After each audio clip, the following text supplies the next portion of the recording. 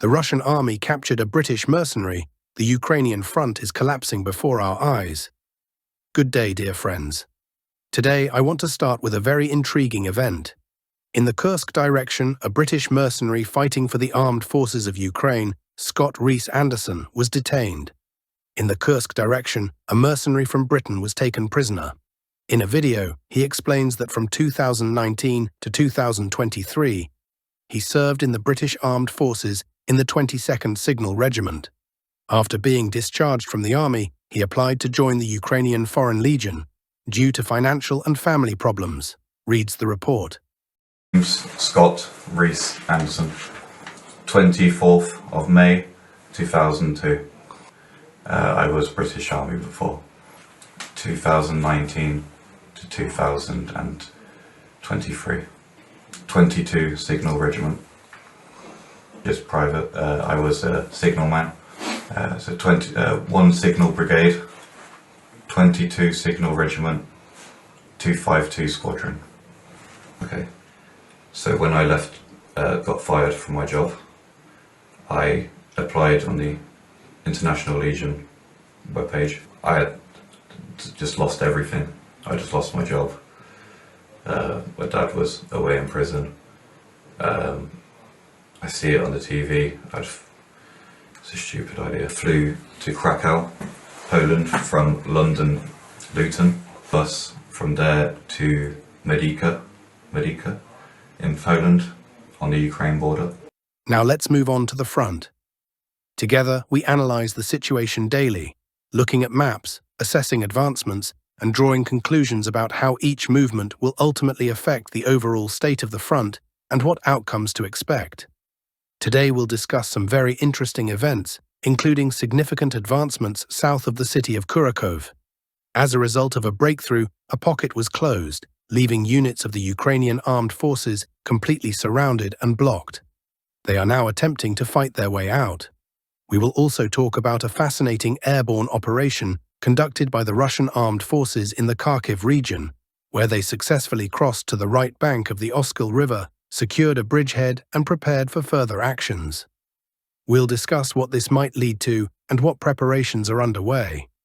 It will be both informative and interesting, so stay tuned to follow the updates until the end to stay informed about everything that's happening. Let's begin by opening the map and analyzing the key events at the front. We'll start with the pocket south of Kurakhove. Well, technically, there's no pocket anymore. It was closed, cleared, and the Ukrainian units trapped inside are now trying to break out. So how did this happen? 2 days ago, Russian forces were positioned 3 kilometers away from this settlement, the village of Romanivka. The front line passed here. Even then, it was clear that a mini-pocket was forming. There are larger pockets, like the one near Kurakhove, and within these larger pockets, smaller ones develop. The situation here was critical. A week ago, I mentioned that the Ukrainian armed forces had a chance to withdraw from Ilyinka and Yelizavetovka under the cover of drones and artillery fire. Nevertheless, it was a chance to escape.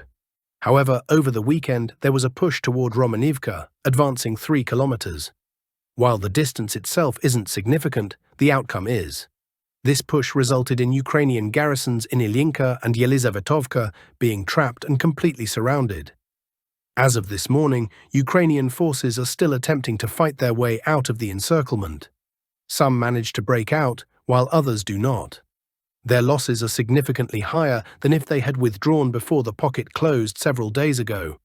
In summary, Russian forces advanced nearly 7 kilometers in width and 3 kilometers in depth within just 1 day in this sector. This translates to an area of roughly 20 square kilometers, including 2 settlements coming under Russian control. Let me reiterate, this was achieved in just this sector.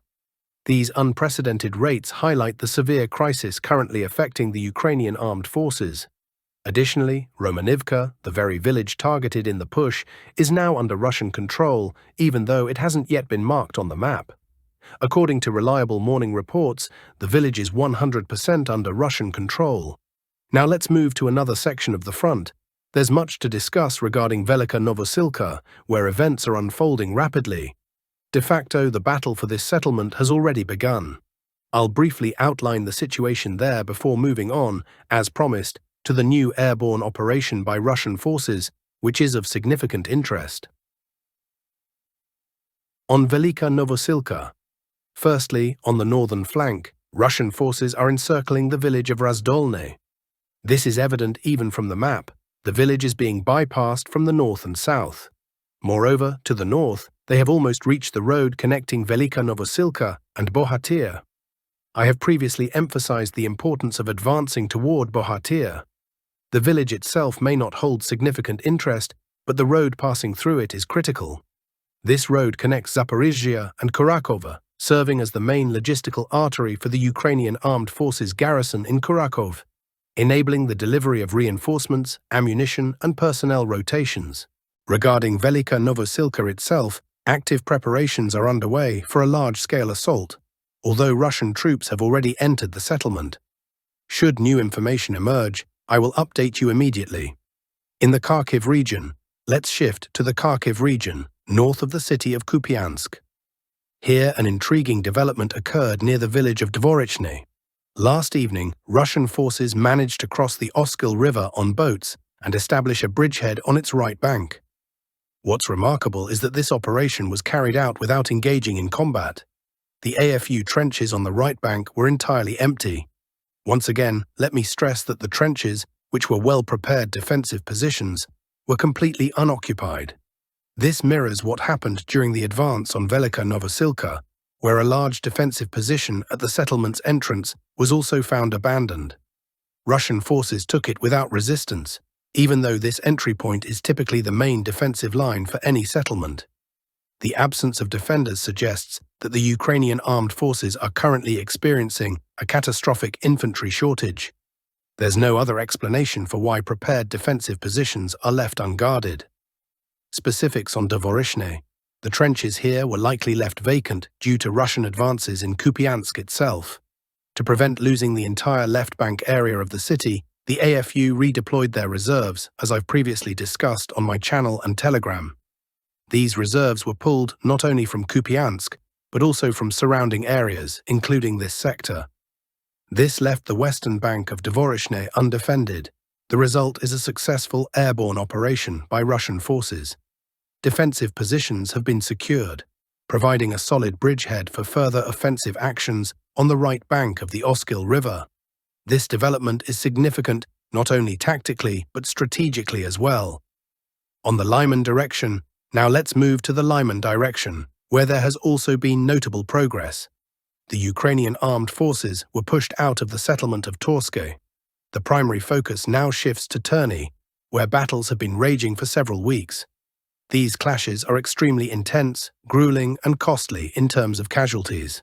Neither the Russian forces have been able to achieve quick success, nor have the Ukrainian forces been able to launch counterattacks to reclaim the parts of Terny already under Russian control.